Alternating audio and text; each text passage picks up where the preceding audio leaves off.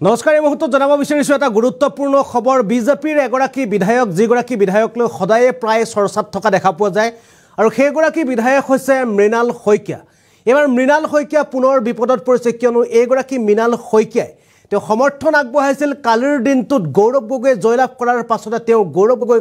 সম্ভাষণ জনাইছিল আৰু এই সম্ভাষণ জনোৱাৰ পাছতে এবাৰ বিপদত পৰিছে মৃণাল শইকীয়া আৰু মৃণাল শইকীয়াক কালি মুখ্যমন্ত্ৰীয়ে কৈছিল যে বেছিদিন হয়তো মৃণাল শইকীয়া বিজেপিত নাথাকিব বুলি তেওঁ মন্তব্য কৰিছিল আৰু এই মন্তব্যৰ পাছতে এবাৰ বিধায়ক মৃণাল শইকীয়াৰ প্ৰতিক্ৰিয়া আহিছে আৰু মৃণাল শইকীয়াই মুখ্যমন্ত্ৰীৰ সেই মন্তব্যত কি প্ৰতিক্ৰিয়া দিলে আমি পুৰে পুৰে জনাবলৈ চেষ্টা কৰিছো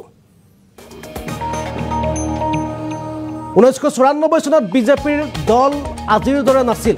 এই আছিল মৃণাল শইকীয়াৰ আজিৰ প্ৰতিক্ৰিয়া বাজপেয়ী আদৱানীৰ দৰে নেতাৰ আদৰ্শলৈ বিজেপিত যোগদান কৰিছিল মই ইন্দিৰা গান্ধীয়েও এসময়ত বিজেপিক পাকিস্তানলৈ পঠাইছিল ইন্দিৰা গান্ধীয়েও বিজেপিক এদিন পাকিস্তানলৈ বাজপেয়ীক এদিন পাকিস্তানলৈ পঠাইছিল মই কেতিয়াও বিজেপি দল ত্যাগ নকৰো বুলি মন্তব্য কৰিছিল বিজেপি ত্যাগ কৰাৰ কোনো প্ৰশ্নই নাই এই মন্তব্য কৰিছে মৃণাল শইকীয়াই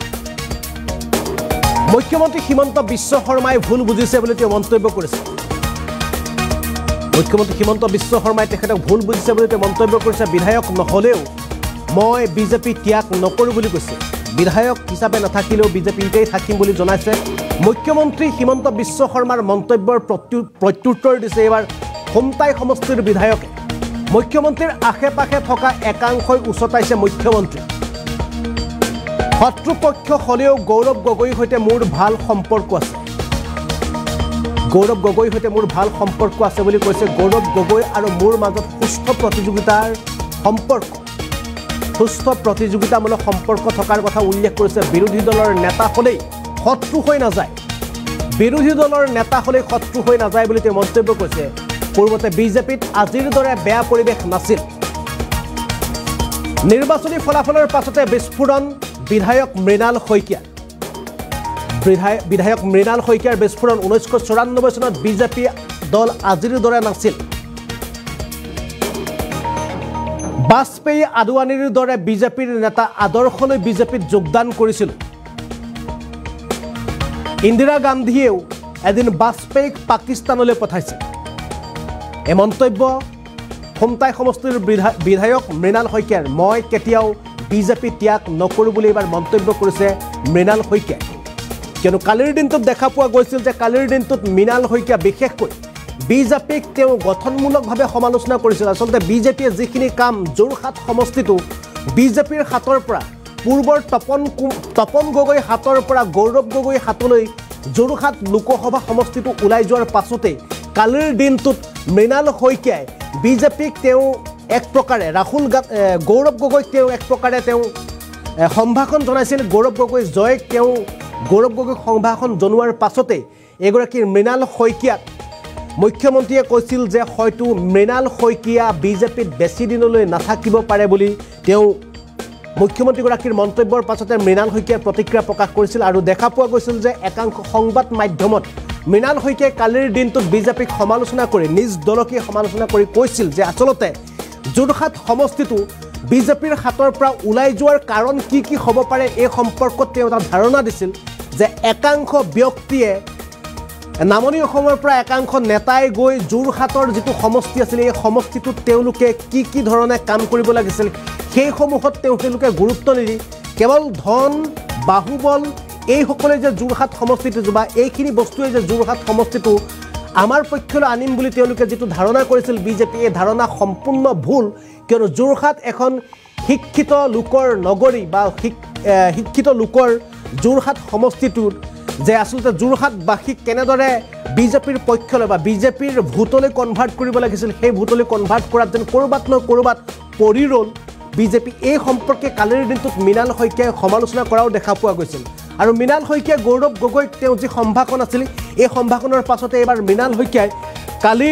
নিশাৰ ভাগত এটা বিশেষ টুইট কৰিছিল আৰু এই টুইটটোত মৃণাল শইকীয়াই তেওঁ উল্লেখ কৰি দিছিল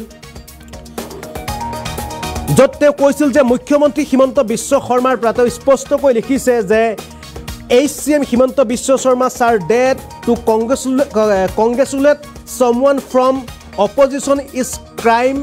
নাওডেজ অৰ্থাৎ বৰ্তমান সময়ত যেন কাৰোবাক সম্ভাষণ জনোৱাটো এটা অপৰাধ এটা ভুল এই কথা মই মুখ্যমন্ত্ৰী হিমন্ত বিশ্ব শৰ্মাৰ পৰা অসমৰ মুখ্যমন্ত্ৰীগৰাকীৰ পৰা মই শিকিছোঁ বুলি তেওঁ মন্তব্য কৰিছে আৰু তেওঁ কালি বহুকেইগৰাকী বিজেপিৰ ব্যক্তিক তেওঁ লক্ষ্য কৰি মন্তব্য কৰিছিল আৰু কৈছিল আচলতে মুখ্যমন্ত্ৰীগৰাকীৰ আশে পাশে যিসকল লোক আছে এইসকল লোকে বিজেপিক বেয়া কৰিছে বা বিজেপিৰ চিন্তাধাৰাক বা বিজেপিৰ যিটো আদৰ্শ এই আদৰ্শ ক'ৰবাত নহয় ক'ৰবাত কুঠাৰাঘাত কৰাৰ কথা উল্লেখ কৰিছিল মৃণাল শইকীয়াই আৰু আজি মৃণাল শইকীয়াৰ যি প্ৰতিক্ৰিয়া আছে প্ৰতিক্ৰিয়া আমি পোনে পোনে দেখুৱাব বিচাৰিছোঁ যে মৃণাল শইকীয়াই আজিৰ প্ৰতিক্ৰিয়াত মুখ্যমন্ত্ৰীৰ সেই মন্তব্যৰ পিছতে মৃণাল শইকীয়াই কি প্ৰতিক্ৰিয়া দিলে সেই প্ৰতিক্ৰিয়া আমি আপোনালোকক পোনে পোনে দেখুৱাবলৈ চেষ্টা কৰিছোঁ ভুল হৈছে কাৰণ আমাৰ পৰম্পৰা আছে যে শত্ৰু পক্ষৰ হ'লেও আজি মোৰ শত্ৰু ছোৱালী এজনী ভালকৈ পাছ কৰিছে আমিতো হেৰি কৰিবলৈ যাওঁ এটা কংগ্ৰেচুলেশ্যন দিওঁ আৰু গৌৰৱ গগৈ ডাঙৰীয়াৰ পৰিয়ালটোৰ লগত মোৰ বহুদিনৰ সম্পৰ্ক কিন্তু সেই সম্পৰ্ক নহয় আমাৰ সদায় সম্পৰ্কটো আমাৰ প্ৰতিযোগিতাৰ সম্পৰ্ক আকৌ আজিৰ ভাষাত ক'লে শত্ৰু বুলিয়ে ক'ব শত্ৰুৰ সম্পৰ্ক মই 1998 চনত কলিয়াবৰৰ পৰা তেতিয়া কলিয়াবৰ সমষ্টি আছিল লোকসভাত মই প্ৰাৰ্থী হিচাপে অৱতীৰ্ণ হৈছিলোঁ তেতিয়া কংগ্ৰেছৰ পৰা হৈছিল তৰুণ গগৈ ডাঙৰীয়া তাৰপাছত 2014ত মই ইয়াত প্ৰাৰ্থী হৈছিলোঁ গৌৰৱ গগৈ ডাঙৰীয়া ইয়াৰ পৰা প্ৰাৰ্থী আছিল কংগ্ৰেছৰ সেইটো এটা আমাৰ সম্পৰ্ক বেলেগ আকৌ আমি বিৰোধী পাৰ্টি হৈ উঠিব পাৰোঁ কিন্তু আমিতো বাটে পথে তেতিয়া লগ পাওঁ লগ পাই কথা পাতোঁ আজিৰ দিনা তেতিয়া এটা বৰ এই বেয়া পৰিৱেশ এটা নাছিল যে কোনোবা মোৰ বিৰুদ্ধে উঠিলেই সেইজন শত্ৰু হৈ গ'ল সেই সম্পৰ্ক পৰা ধৰি তাৰপিছত তেখেত আমাৰ MP হৈ আছে মই MLA সেইকাৰণে সম্পৰ্ক আছে আৰু সেইকাৰণে তেখেতক এটা মই